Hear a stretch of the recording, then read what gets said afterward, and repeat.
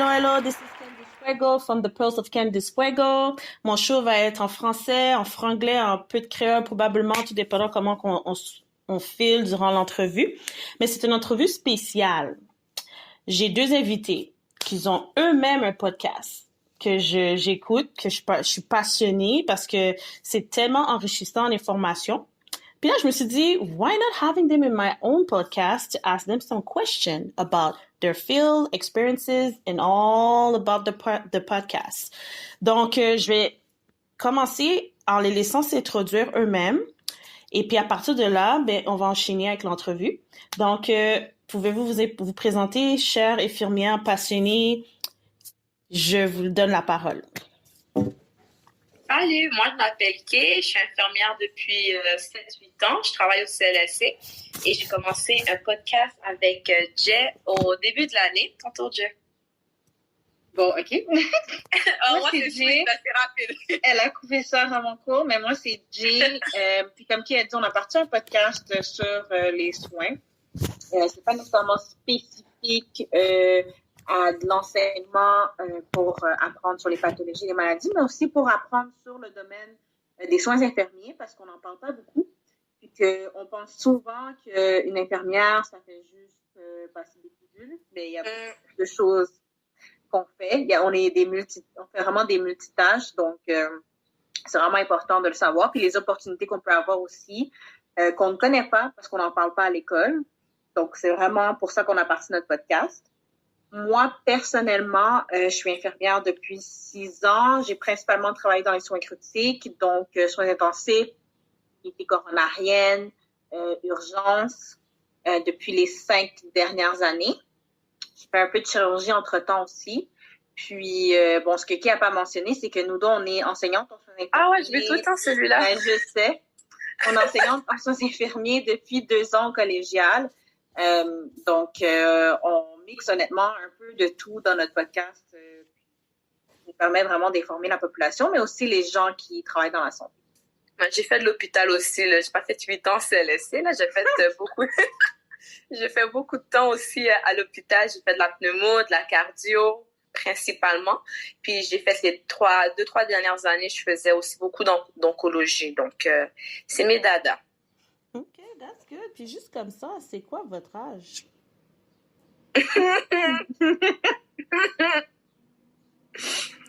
Moi, j'ai 26 ans. J'ai 28. Oh, that's nice. Mais pourquoi je vous pose cette question-là? C'est parce que moi, je suis plus âgée que vous, puis que ça m'impressionne vraiment à quel point que la génération après moi, donc ceux qui sont dans la vingtaine, ils ont vraiment pas niaisé à savoir où qu'ils veulent aller dans leur vie, comme au niveau carrière. Tandis que selon certaines générations, on a pu voir ceux que dans la quarantaine, cinquantaine, ils ont dû souvent recommencer une carrière en plein milieu de leur vie ou après un divorce ou quelque chose. Puis qu'est-ce que je remarque de votre génération? C'est comme il y a beaucoup qui sont dans l'entrepreneuriat, mais il y en a beaucoup qui devancent, exemple, leur mère s'ils étaient infirmières ou préposés, quelque chose comme ça. Je trouve ça quand même très intéressant à votre âge. Ça devrait donner de la motivation à certains de ne pas se décourager, de recommencer une carrière dans un autre domaine.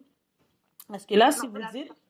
Oui? La plupart de nos étudiants qu'on a, on voit beaucoup qui refont des carrières. Mais comme on dit, c'est jamais trop tard. Là, c'est toujours une question de faire ce qui te passionne puis de le faire jusqu'au bout. Exactement. Donc, merci. Wow, c'est un très bon exemple. Donc, je vais enchaîner ici avec la première question. Puis, c'est en raison de qu'est-ce qui s'est passé avec Joyce à l'hôpital de Joliette. Puis, avant même d'entamer ma question, je voulais connaître votre opinion en tant qu'infirmière sur le plancher. Vous pensez quoi de tout ça? Est-ce que ça vous a surpris? Est-ce que c'est plus une question de négligence médicale ou c'est plus comme, ouais, ça c'était vraiment pas quelque chose qu'elle devrait subir, peu à son âme, mais que c'est quelque chose qui est probablement courant? Puis on ne nous en parle pas. Est-ce que vous pensez que ça serait probable de pouvoir en parler un peu sur qu'est-ce que vous pensez qui serait produit et votre opinion face à cela en tant que professionnel de la santé? Bon, en tant que professionnel de la santé, moi je dirais que c'est de la grosse négligence. C'est quasiment une négligence criminelle. C'est du côté humain, c'est vraiment pas acceptable de faire ça à un être humain. Personnellement, moi, ça m'a vraiment choquée. J'avais les larmes aux yeux quand j'ai vu ça. Est-ce que c'est quelque chose qu'on voit souvent? C'est triste à dire, mais on le voit, le racisme dans les soins.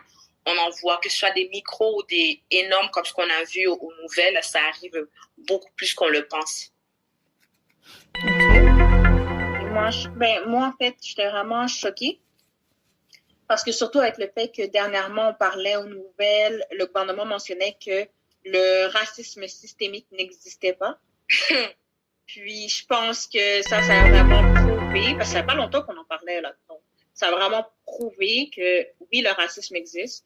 Malheureusement, le premier ministre n'a pas voulu affirmer que le racisme systémique existait. Il a tout simplement mentionné que c'était inacceptable qu'il y ait du racisme dans nos institutions. Mais, veut pas, moi, j'ai déjà travaillé avec des communautés autochtones.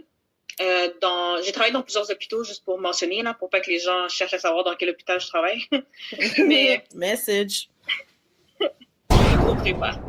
Mais j'ai déjà travaillé avec les populations autochtones et c'est des populations souvent qu'on néglige. Et je peux pas dire que les gens dans l'hôpital, nécessairement mes collègues avec qui j'ai travaillé, négligeaient cette population-là, mais je réalise que c'est un problème politique. C'est vraiment un problème au Québec, au Canada. C'est le fait vraiment qu'on met ces gens-là dans des réserves. On entretient de mauvaises habitudes de vie, puis on entretient en fait une vie qui est pas saine tout court. Donc, je pense vraiment que c'est pas juste des questions de soins médicaux, mais c'est une question aussi vraiment de culture qu'on entretient en ce moment. Donc, on peut pas penser que... Parce que moi, si je prends, par exemple, on va souvent mentionner que il y a beaucoup de consommation de drogue et d'alcool chez les Autochtones. C'est vrai, mais savez-vous combien coûtent des fruits et des légumes puis du poisson de base sur une réserve? C'est cher. C'est cher, ouais. On avait fait un cours là-dessus, je sais pas si tu t'en souviens, déjà le cours qu'on avait sur les Autochtones, puis nous montrait des photos, comme un paquet de lait peut coûter $20, comme c'est ridicule. Oui, c'est ça, c'est exactement ça. Comment tandis que la drogue peut coûter $2. C'est pour ça comment... Exactement, puis l'alcool, c'est la même chose. Comme l'alcool coûte pas cher là-bas, mais les choses essentielles coûtent des prix de fou que nous, ici, on paie même pas ces prix-là, quoi. Est-ce que vous pensiez que c'est une stratégie en raison des avantages qu'ils ont en tant que Première Nation dans le Canada? Parce que ça devrait être politique et stratégique selon moi. Moi, c'est comme ça que je le vois, là. Moi, en réalité, je sais pas. Moi, tout ce que je vois, c'est que c'est vraiment une question d'injustice. Si les Premières Nations, s'ils étaient là bien avant nous, c'est-à-dire qu'ils disent on est de souche, c'est eux qui sont de souche. Puis on les traite, je sais pas comment on traite ces gens-là, c'est vraiment inhumain des fois. Pas des fois, c'est quasiment inhumain tout le temps. Puis ce qui est plate, c'est que ça se reflète quand ils viennent dans nos soins. Des fois, les gens vont trouver que elle a sûrement bu, on a entendu les propos que des personnes qui avaient maltraité Just, c'est juste bon à faire telle affaire. Comme c'est beaucoup de préjugés. Puis c'est plate qu'ils les ont transportés dans leurs soins. Puis ça a eu la conséquence que ça a eu pour Joyce. Toi, moi, je te mentirais pas, j'ai déjà vécu une expérience, quelques expériences là, mais je vais aller avec une seule.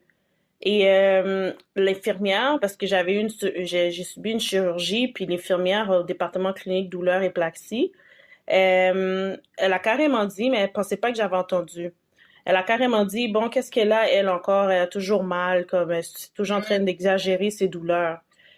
Puis j'ai pas aimé qu'est-ce qu'elle a dit. J'ai attendu qu'elle est rentrée dans le cabinet, puis j'ai dit, qu'est-ce que tu sais de comment je me ressens face à une opération qui a pas bien passé? T'es-tu dans mon corps? T'es-tu dans ma conscience? Est-ce que tu connais mon niveau de douleur? Non. Donc, pourquoi tu dis des propos comme ça? La madame était venue rouge, l'infirmière, et j'ai jamais revu cette infirmière-là à mes autres rendez-vous. Parce que j'ai une autre affaire que je voulais partager avec vous avant d'entamer les questions. Il y a une femme qui a partagé de quoi sur un groupe sur Facebook, Black Community Montreal, ou Black Community in general. Puis c'est une infirmière qui est en stage, puis qu'elle expliquait comment que la personne qui lui donnait la formation a donné des propos très raciaux, même racistes à un point que c'était discriminatoire, à cause qu'une femme était enceinte et puis son taux de glycémie, je me trompe pas, corrigez-moi si j'ai pas les bons termes, était élevé. Et elle a dit, oh, ces Noirs-là, ils savent pas bien manger, ils mangent n'importe quoi, comme si elle dénigrait le fait que c'est une femme noire enceinte, puis qu'elle venait tout juste de manger du Tim Hortons, fait que c'est normal que son taux de glycémie aurait augmenté après le test sanguin. Puis elle a dit, ces Noirs-là, c'est des trous de cul parce que leurs veines, ils sortent pas. Puis là, quand j'ai lu cette affaire-là, moi, j'ai pas hésité de donner mon opinion à cette femme-là qui vit cette expérience-là. Je l'ai dit, t'as pas foutu une calotte à la femme ou tu l'as pas remis à sa place pour que ça cesse des conneries comme ça parce que après, j'ai vu plein d'infirmières graduées qui ont expliqué leur expérience que c'est pas la première fois que ça arrive. Puis j'ai dit, mais quand est-ce que vous allez vous manifester? Is it the paycheck first and your respect after? Or the respect first and the paycheck second? Parce que je remarque beaucoup les gens se baissent leur tête ou parlent pas à cause de l'argent. Qu'est-ce que vous pensez de ça ou quels conseils pouvez-vous donner à ces étudiantes-là qui sont en soins, qui sont découragées, qui échouent dans des stages ou qu'ils abandonnent parce que there's too much racism? C'est vraiment pas facile parce que, effectivement, durant certaines formations, il se passe du racisme avec certaines enseignantes. C'est des enseignantes souvent qui ont eu une certaine éducation, qui ont souvent grandi avec très peu d'immigrants, c'est des gens qui sont plus âgés. Puis là, maintenant, veux pas, si tu es à Montréal, les hôpitaux sont remplis de Noirs, là. Que ce soit des préposés, que ce soit des infirmières auxiliaires, entretien ménager, à la cuisine, des médecins, c'est bourré de Noirs, d'immigrants. Ouais, des Noirs, des Arabes, des... Exact. Puis, je pense que c'est pas facile pour ces gens-là. Ils ont l'impression, puis ils le disent des fois, là, aux nouvelles, on les entend, là. Ils le disent, les immigrants viennent voler nos jobs. Mm-hmm.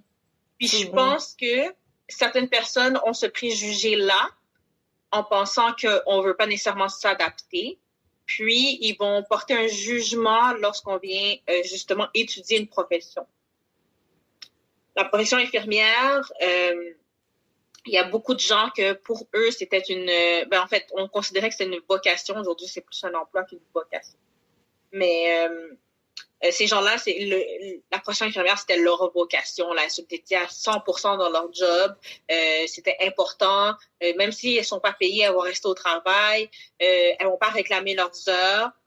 Puis, ce que ça fait, c'est que en arrivant, puis en devant éduquer la future génération d'infirmières, ils sont pas capables d'accepter certaines choses. Parce que pour eux, c'est comme si, non, c'est juste nous qui devons faire cette vocation-là, c'est pas les immigrants. Puis là, après ça, comment un étudiant peut vivre là-dedans? C'est vrai que c'est pas facile.